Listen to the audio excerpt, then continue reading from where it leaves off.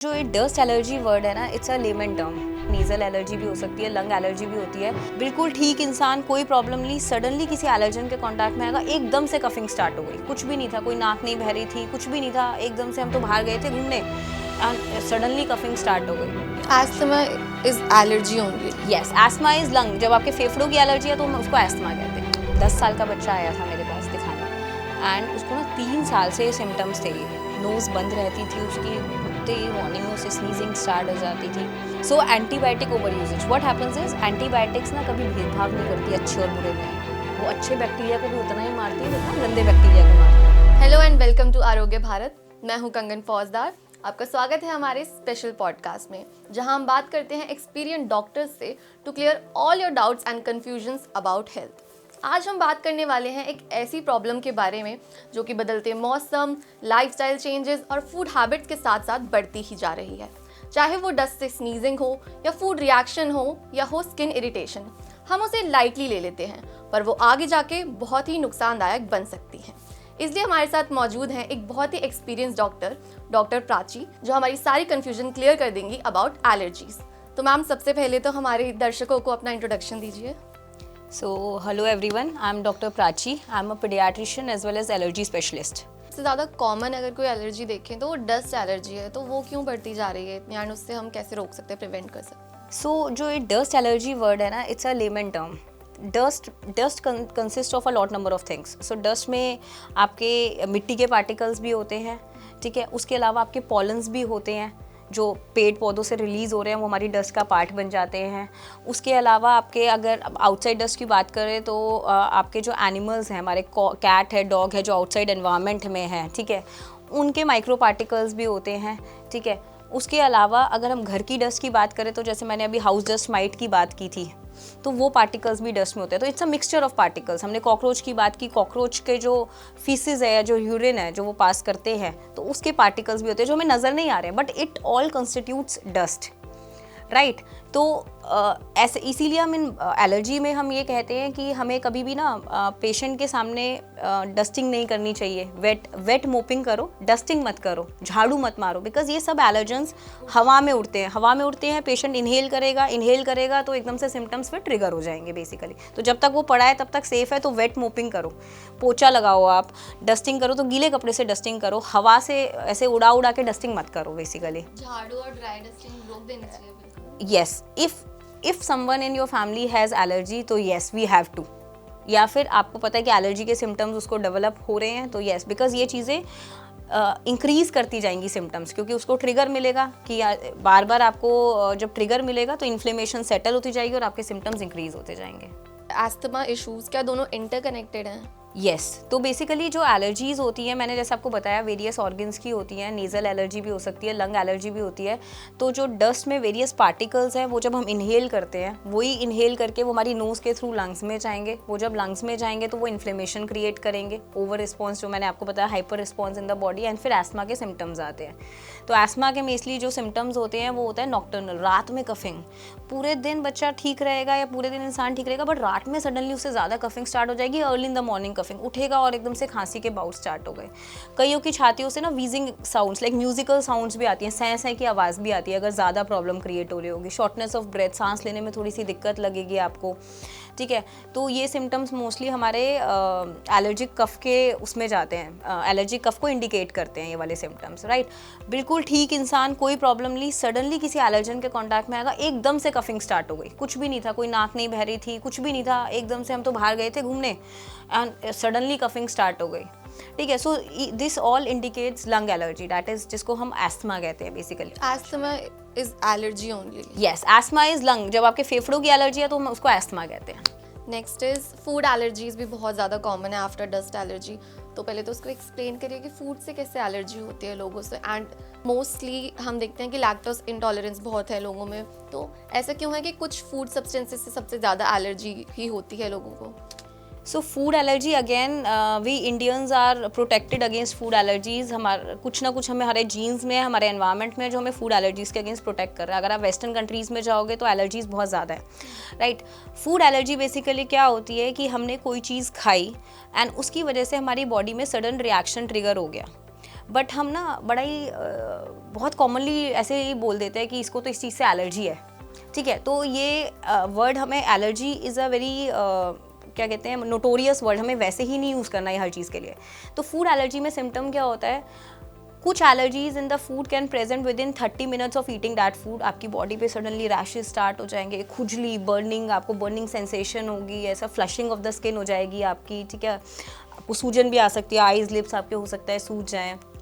Suddenly food allergies can be sometime very it can lead to drastic conditions like आपको सांस लेने में एकदम से दिक्कत भी हो सकती है, आपका बीपी लो कर जाएगा। सो जो फूड एलर्जीज़ होती हैं basically it can present in various forms. Food allergies कई बार होता है कि with in 30 minutes of taking the food आपको उससे बॉडी में रिएक्शन शो हो सकता है, आपको इची रैशेज हो सकते हैं, फ्लशिंग, आपको गर्मी लगेगी, सडनली बर्निंग सेंसेशन होगी, या फिर आपके आईज या लिप्स में सूजन भी आ सकती है, सडनली आपका बीपी फॉल कर सकता है, आप बिल्कुल अनकॉन्शियस स्टेट में भी जा सकते हो, and it can be life threatening too. So food allergies are very कहते हैं ना सबसे डिफ़िकल्ट टू मैनेज थिंग, मतलब वो वाली चीज़ है। एंड कई बार फूड एलर्जीज़ में like blood in stools, potty में ब्लड आ रहा है, या खाने के कुछ टाइम बाद 7 to 10 डेज़ में आपको लूज मोशंस एंड वॉमिटिंग हो रही है, तो उस फॉर्म में भी प्रेजेंट कर सकती है फूड एलर्जी। तो फूड एलर्जी को इसीलिए डायग्नोज करना is very difficult, right. But हमें जब भी फूड एलर्जी होगी तो इसका कैरेक्टरिस्टिक फीचर होता है कि आप जब भी वो खाना खाओगे ना, आपको हर बार उस खाने से प्रॉब्लम होनी चाहिए।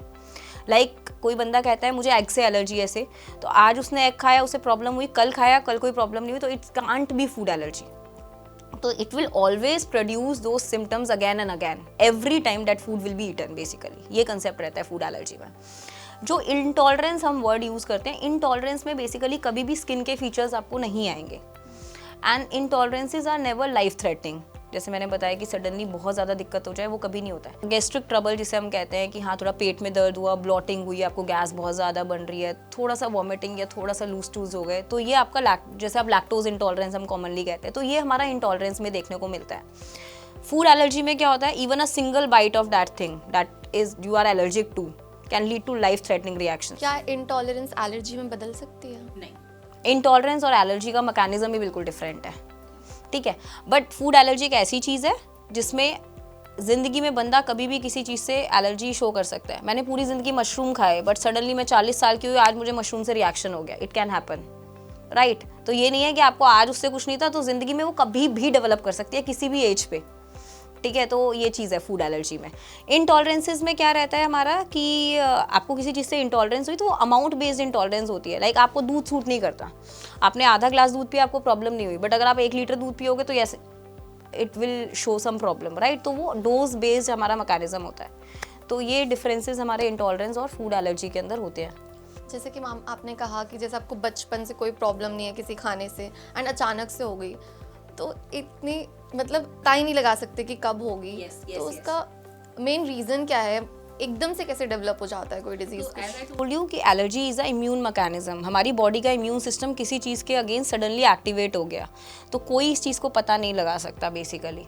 तो जैसे ही आपको सिम्टम्स आएंगे, अगर कोई इस तरह के सिम्टम्स लाइक मैंने बताया, जिस तरह से आपको खाना खाने के within 30 minutes to maximum 2 hours अगर you are developing these kind of symptoms, तो बेटर है फिर अपने एलर्जी स्पेशलिस्ट से आप कंसल्ट कीजिए। तो जैसे हम पता ही नहीं लगा सकते, तो प्रिवेंशन कैसे करें?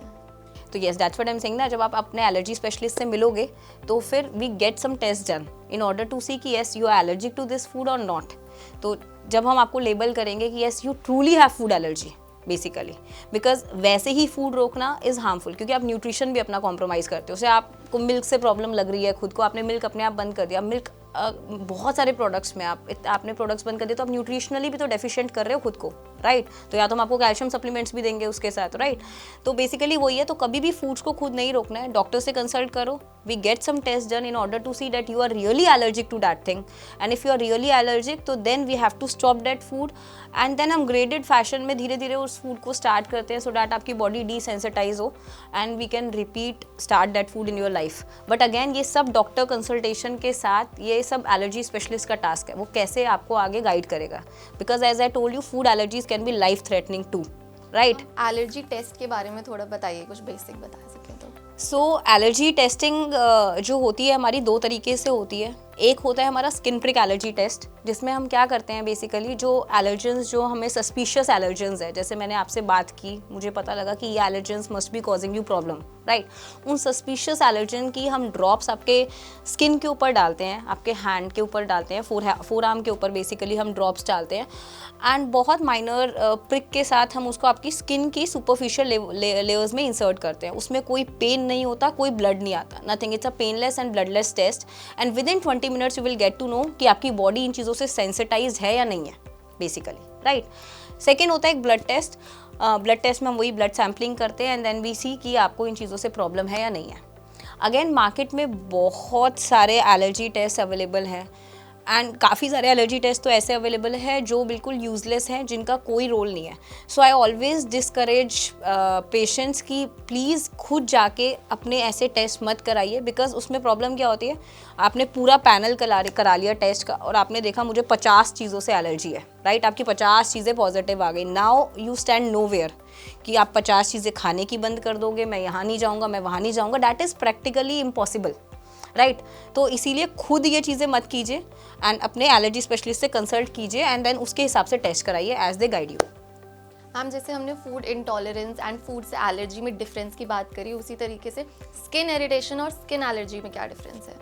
सो बेसिकली स्किन एलर्जी में क्या होता है ना कि रैश बहुत छोटा सा होगा बट आपको इचिंग बहुत ज़्यादा होगी, खासकर से रात में बहुत ज़्यादा इचिंग होती है जो आपकी स्लीप को डिस्टर्ब करती है, ठीक है। तो itching is the main characteristic of skin allergy basically, ठीक है।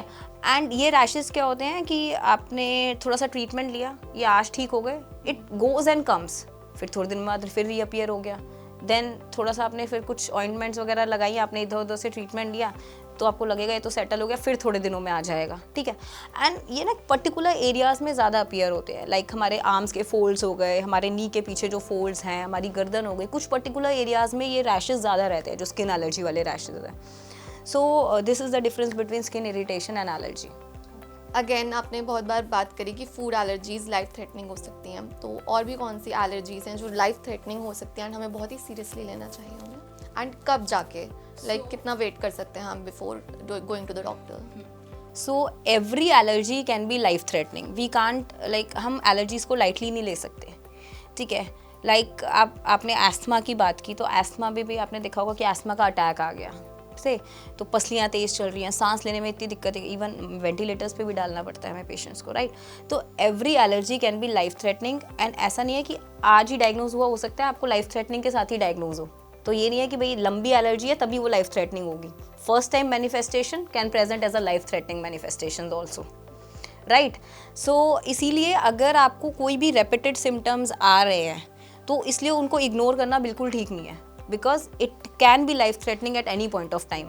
आप ये नहीं कर सकते कि यार हमें तो 2 महीने से ही तो अभी हो रहा है, अभी वेट करते हैं, अभी 2 महीने 3 महीने से तो ये चीज़ें प्रॉब्लम हो रही है तो अभी वेट करते हैं। No, it can be life threatening at any point of time, और आपकी क्वालिटी ऑफ लाइफ को भी हैम्पर कर रहा है। आप रात में सो नहीं पा रहे हो, आपकी नाक 24 घंटे आपकी ब्लॉक्ड है, आपको अपने काम करने में दिक्कत हो रही है। ऐसे पेशेंट्स को दिन में फिर नींद आती है बिकॉज रात में सो नहीं पाए, तो आपकी क्वालिटी ऑफ लाइफ हैम्पर हो रही है आपकी, तो इसलिए I think you should not wait for it. जैसे आपने एस्थमा की बात करी अभी, तो बहुत लोग बोलते हैं कि एस्थमा का पंप ज़्यादा यूज़ करने से उसकी आदत लग जाती है, फिर वो छूट नहीं पाती, उस पर क्या कहना है? इन्हेलर्स से आदत नहीं पड़ती है first of all, and inhalers nebuliser से ज़्यादा मेडिसिन डिलीवरी करते हैं, बिकॉज जैसे बच्चों में हम कॉमनली देखते हैं, पेरेंट्स आते हैं कि मैम 2 साल से नेबुलाइज कर रहे हैं, नेबुलाइजर के साथ they are too happy, but जैसे आप इन्हेलर बोलोगे तो इन्हेलर देना पड़ेगा, तो मतलब दे गेट स्केयर्ड कि क्या हो गया अचानक से। So inhalers and nebulizers both carry the same medicine, हमारा मैकेनिज्म ऑफ डिलीवरी डिफरेंट है बट मेडिसिन सेम ही है। एंड इन्हेलर्स जब हम देते हैं तो उससे बेटर हमारी ड्रग डिलीवरी लंग्स में होती है, दवाई ज़्यादा जाती है as compare to nebulizers, right. So और ये कोई आदत नहीं बनाते, ये इम्पॉर्टेंट है एलर्जी को कंट्रोल करने में। Inhalers never cure allergy but they control allergies basically. तो जो आपको प्रॉब्लम्स हो रही है, जो इन्फ्लेमेशन जो अंदर सेटल हो गई है, उसको सेटल करने के लिए हमें इन्हेलर्स चाहिए, उसके बिना हम एलर्जी को कंट्रोल नहीं कर सकते बेसिकली। इसके अलावा और क्या मिथ्स हैं जो लोगों को पता होने चाहिए अबाउट एलर्जीज? लोग सोचते हैं कि बच्चों में अगर एलर्जी है तो वो तो वक्त के साथ अपने आप ठीक हो जाएगी, जैसे जैसे बच्चा बड़ा होगा तो एलर्जीज आउटग्रो कर जाएगा। तो इट्स अगेन अ मिथ, ऐसा नहीं है। एलर्जीज जनरली हमारे साथ पूरी ज़िंदगी चलती हैं, किसी टाइम पे कम हो जाएंगी, किसी टाइम पे ज़्यादा हो जाएंगी, बट वो हमारे साथ रहती हैं, हमेशा रहती हैं, राइट। तो it depends upon the preventive measures you are taking. से आपको पता है कि आपको इस चीज़ से एलर्जी, आप कितने प्रिवेंटिव मेजर्स ले रहे हो, तो आपकी दवाइयाँ कंट्रोल में रहेंगी, नहीं तो फिर एलर्जीज हमारे साथ लाइफ लॉन्ग रहती हैं। सेकेंड इंपॉर्टेंट इज़ कि एलर्जीज टर्न भी होती है, लाइक आज आपको नोज़ की एलर्जी है, gradually it can convert into asthma too, because lungs, nose से लेकर लंग्स तक ये एक ही पाथवे है, ठीक है। तो ये नहीं है कि भाई हमें तो सिर्फ यही दिक्कत थी, आज हमारे इनहेलर्स भी स्टार्ट हो गए। सो ये ऐसे ग्रो करती है बच्चों में, खासकर से जैसे जो बच्चों को स्किन एलर्जी की प्रॉब्लम होती है, अगेन तो स्किन एलर्जी वाले बच्चे are more prone to other allergies, उनको nose allergy and lungs allergy होने के चांसेस ज़्यादा होते हैं। एंड इम्पॉर्टेंट इज़, जैसे मेरे तो परिवार में किसी को भी एलर्जी नहीं थी, इसको कैसे हो गई? तो एज आई टोल्ड यू कि एलर्जी कभी भी किसी को किसी भी चीज़ से हो सकती है, तो हम ये लेबल नहीं कर सकते कि वो फैमिली हमेशा ही फैमिली में लर्न करेगी। Yes, family history plays a very important role. अगर फैमिली में है तो एलर्जी के चांसेस बढ़ जाते हैं, बट अगेन किसी को कभी भी हो सकती है और किसी भी चीज़ से हो सकती है। It's like any other disease जो कि जेनेटिकली तो होता ही पावरफुल है, वरना हो भी सकता है। You can never say. And allergies are increasing because of the environment that we are living in. हम जंक फूड खा रहे हैं, फूड एलर्जीज इंक्रीज हो रही हैं आजकल। जंक फूड, हम इतना प्रोसेस्ड फूड खा रहे हैं, ठीक है। पोल्यूशन हमारा इंक्रीज हो रहा है, हमारा lifestyle is more of the indoor lifestyle, ठीक है। हम पूरे दिन घर में कंस्ट्रेंड हो गए हैं, पहले बाहर बहुत ज़्यादा खेलते थे। अगेन हाइजीन हाइपोथेसिस, जितना ज़्यादा हम हाथ साफ करने के ऊपर कंसंट्रेट कर रहे हैं, again this leads to allergies. अभी एक नया हाइपोथेसिस आया, that is hygiene hypothesis. According to it, ज़्यादा सफाई leads to more of allergy. That is very shocking to hear. So how? तो हम ये मानते हैं कि हमारी बॉडी को माइक्रो ऑर्गेनिज्म से लड़ने का मौका मिलना चाहिए। बैक्टीरिया, वायरस आ रहा है हमारी बॉडी में, घुसने की कोशिश कर रहा है, हमारा immune system is busy fighting them कि हमें इससे भी लड़ना है, इससे भी लड़ना है। कोई बैक्टीरिया, वायरस बॉडी को नहीं मिल रहा, तो अब इम्यून सिस्टम खाली बैठा है, वो सोचता है यार मैं क्या करूँ, तो जो हार्मलेस सब्सटेंसेस है उसी से लड़ना शुरू कर दूँ, मुझे तो कुछ काम करना है ना। तो फिर जो चीज़ें नॉर्मल आम आदमी को कोई प्रॉब्लम नहीं क्रिएट करती, जैसे हमने धूल मिट्टी की बात की, हमने पॉलन्स की बात की, तो वो उससे लड़ना शुरू कर देता है, and this leads to allergies.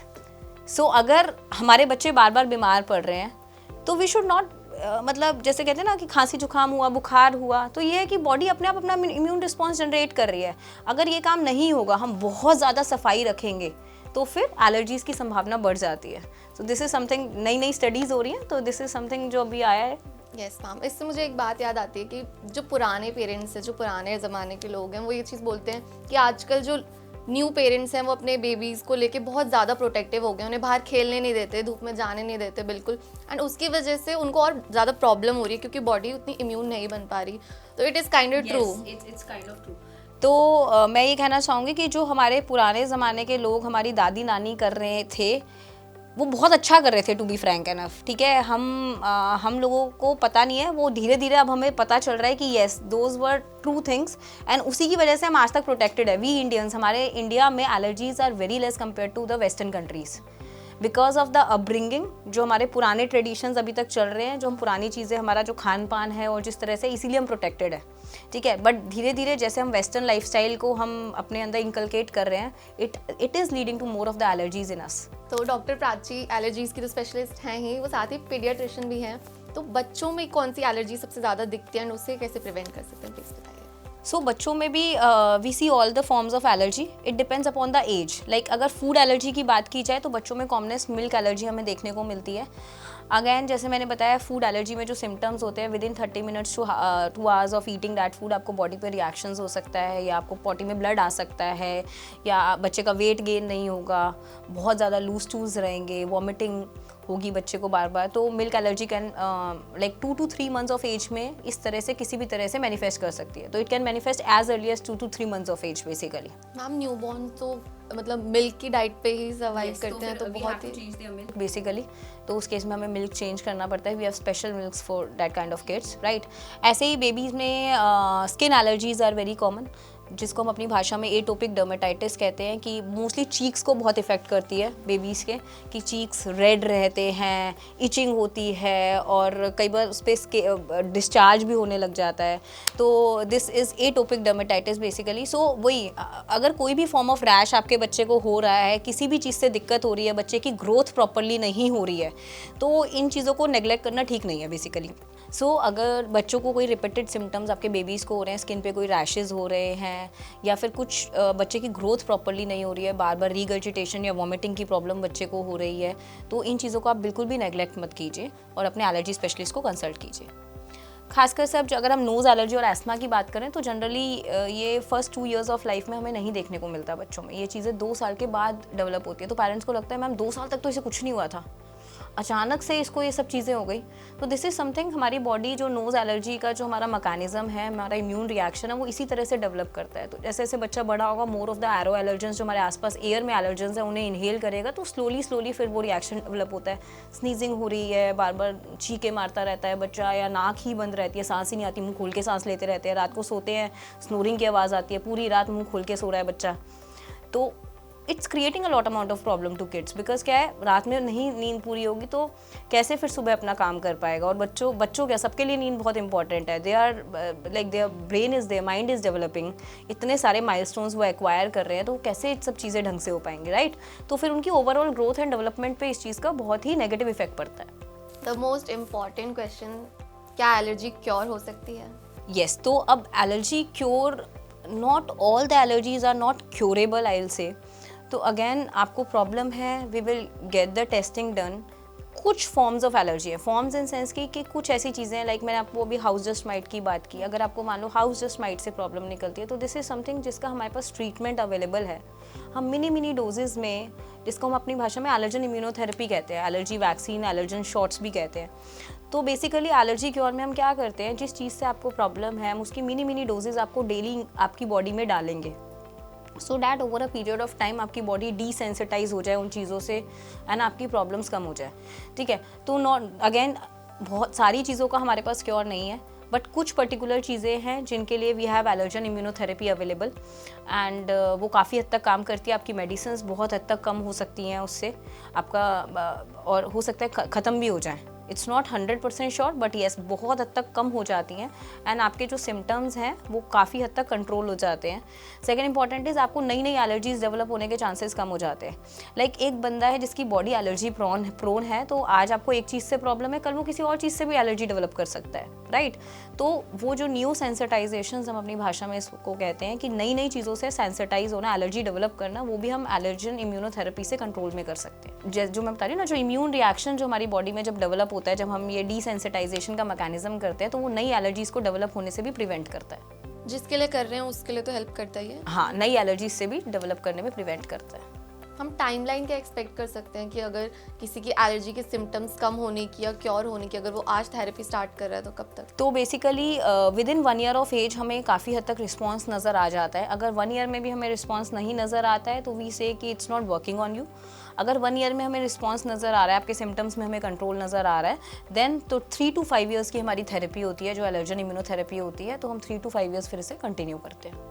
Okay ma'am, so last question थोड़ा पर्सनल हो सकता है, आपकी प्रोफेशनल लाइफ के बारे में है। वैसे तो कुछ केसेस आप हमसे कुछ शेयर करना चाहेंगे जो लोगों के लिए एग्जांपल हो सकते हैं, उनसे कुछ सीख सकते हैं, कोई ऐसे केसेस आपकी लाइफ में आए हों अब तक? सो सम टाइम बैक एक 10 साल का बच्चा आया था मेरे पास दिखाने, एंड उसको ना 3 साल से सिम्टम्स थे। ये नोज़ बंद रहती थी उसकी, उठते ही मॉर्निंग में उसे स्नीजिंग स्टार्ट हो जाती थी, एंड बिकॉज रात में इतनी नाक बंद रहती थी वो सो नहीं पाता था, ठीक है। तो उसके ना क्लासरूम में उसकी परफॉर्मेंस धीरे धीरे डेटीरियोरेट कर रही थी, मतलब वो बहुत परेशान थे। बहुत उन्होंने एक्चुअली होम्योपैथिक भी बहुत सारी मेडिसिन ली, बहुत सारी मेडिसिन ली। एक एंटीबायोटिक ओवर यूजेज बच्चों में बहुत कॉमनली, बच्चों के सभी को कुछ भी होगा तो एंटीबायोटिक इंडिया में बहुत ले लेते हैं। एंटीबायोटिक अगेन एलर्जीज इंक्रीज़ करती हैं, सो एंटीबायोटिक्स भी बहुत सारी खाई उसने, कुछ आराम नहीं मिल रहा था कहीं से।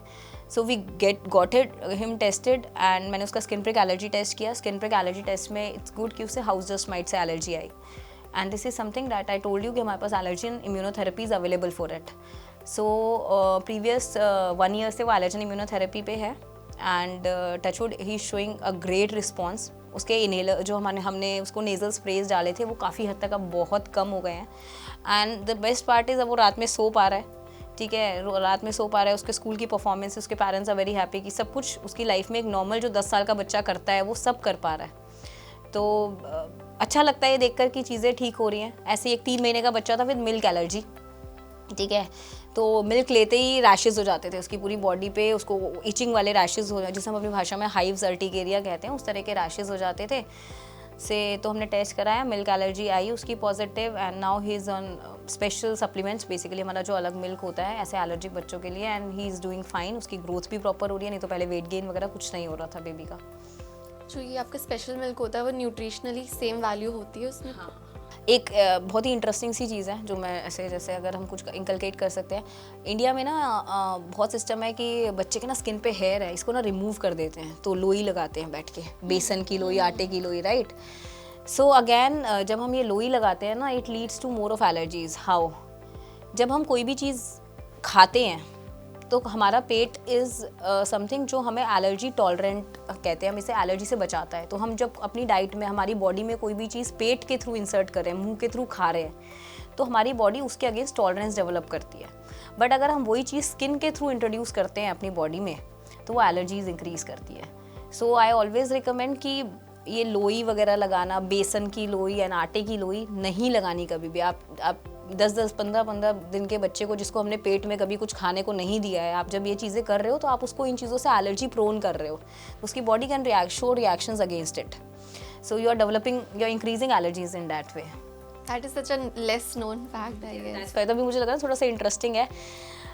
Everything in our diet, like हम टूथपेस्ट यूज़ कर रहे हैं आज की डेट में, हम डिटर्जेंट्स यूज़ कर रहे हैं कपड़े धोने के लिए, हम लिक्विड सोप्स बर्तन धोने के लिए। So what happens with these things, ठीक है, ये हमारी जो पेट की म्यूकोसा है, हम स्किन के थ्रू, जैसे डिटर्जेंट्स में हमने कपड़े धोए, हमारी स्किन के कॉन्टैक्ट में आए, क्रिएटिंग प्रॉब्लम्स, राइट। हमने टूथपेस्ट से ब्रश किया, समथिंग इज गेटिंग इनसाइड, थोड़ा सा तो कुछ ना कुछ अंदर गया है, माउथ की ओरल म्यूकोसा में है, एब्जॉर्ब हुआ है, क्रिएटिंग प्रॉब्लम्स। हमने बर्तन धोए, पहले मिट्टी से बर्तन धोआ करते थे ना, राख से बर्तन धोते थे, ठीक है, अब हम लिक्विड्स यूज़ कर रहे हैं, ठीक है, हमने उन बर्तन में खाना खाया, again going inside us, right. So these all things are leading to more of the allergies. हमारी एपिथीलियम, जो हमारी मेम्ब्रेन है अंदर की, कहीं ना कहीं ये डिसरप्ट कर रहे हैं सब चीज़ें। तभी हम कह रहे हैं ना आजकल हमारी लाइफस्टाइल में एलर्जीज इंक्रीज हो रही है, पहले नहीं देखने को मिलती थी। हम मिट्टी से जुड़े हुए थे तो नहीं देखने को मिलती थी, सीमेंटिंग हो गई है हर जगह, मिट्टी हमें यूज़ नहीं करनी, घर में बहुत सफाइयाँ रखनी है, तो एलर्जीज इंक्रीज हो रही हैं। एक और चीज़ आपने बोली कि एंटीबायोटिक्स से एलर्जीज बढ़ रही हैं। Yes. So antibiotic over usage, what happens is, antibiotics ना कभी भेदभाव नहीं करती अच्छे और बुरे में। वो अच्छे बैक्टीरिया को भी उतना ही मारती हैं जितना गंदे बैक्टीरिया को मारती हैं, राइट। तो व्हाट हैपन्स इज, हमारी बॉडी में 2 तरह के बैक्टीरिया हैं, एक अच्छे हैं, एक गंदे हैं। अच्छे bacteria are protecting us from everything that is outside us, right. हमारे पेट में, हमारी स्किन पे, everywhere they are good bacterias. जब हम ये एंटीबायोटिक खाते हैं तो वो गंदों को तो मारती है, साथ साथ अच्छों को भी मार देती है। तो द थिंग्स दैट वो प्रोटेक्टिंग अस, वो तो चली गई। तो इसीलिए antibiotic usages is leading to more of the allergies. खासकर से जब हम बच्चों की बात करते हैं, आजकल छोटे छोटे बच्चों को बहुत सारी एंटीबायोटिक यूजेज हो रही है, ठीक है। तो व्हाट हैपन्स इज, उनके गट का सिस्टम, अच्छे बैक्टीरिया खत्म हो जाते हैं, उनके स्किन से अच्छे बैक्टीरिया खत्म हो जाते हैं जो एलर्जीज को इंक्रीज करते हैं। सो इसीलिए अगर रिपीटेड सिम्टम्स आ रहे हैं तो अपने लेवल पे जाके केमिस्ट से एंटीबायोटिक्स मत लीजिए। खांसी जुकाम हो रहा है, एंटीबायोटिक ली, दे दी बच्चे को, ठीक है, 2-3 दिन के लिए तो चलो काम चला, फिर आ गए, फिर एंटीबायोटिक दे दिया, अरे ये एंटीबायोटिक काम करती है, यही दे देते हैं। What you are doing is, आप सिम्टम्स को और इंक्रीज कर रहे हो, आप एलर्जीज को बढ़ा रहे हो। इसीलिए इसको प्रॉपरली डायग्नोज करना बहुत ज़रूरी है। तो अगर कोई चीज़ बार बार हो रही है तो वो ठीक नहीं है। आपका बच्चा आज बीमार हुआ से, उसे बुखार हुआ, खांसी जुकाम हुआ, ठीक हो गया, दैट इज़ गुड। साल में 8 से 10 बार बीमार पड़ा, दैट इज़ गुड। बट अगर उसकी सिम्टम्स प्रोलॉन्ग चल रहे हैं, नाक बहनी शुरू हुई है तो 10 से 15 दिन बहती ही जा रही है, खांसी शुरू हुई है तो खांसी बंद नहीं हो रही है, तो वो चीज़ ठीक नहीं है। फिर आपको यू हैव टू थिंक कि something is not right, and अपने एलर्जी स्पेशलिस्ट से फिर कंसल्ट कीजिए। Okay, okay, so thank you so much Prachi ma'am, आपसे हमें बहुत कुछ जानने को मिला एलर्जीज़ के बारे में, बहुत से इंटरेस्टिंग फैक्ट्स एंड हमारी बहुत सारे कन्फ्यूजन एंड डाउट्स क्लियर हो गए होंगे। आई होप हमारे सभी दर्शकों के कोई और डाउट है, क्वेश्चन है तो प्लीज़ कमेंट सेक्शन में ज़रूर बताइएगा। एंड ऐसे और स्पेशलिस्ट डॉक्टर्स से अलग अलग हेल्थ प्रॉब्लम्स के बारे में कन्फ्यूजन दूर करने के लिए एंड और हेल्थ के बारे में जानने के लिए देखते रहिए आरोग्य Bharat. Thank you ma'am. Thank you so much.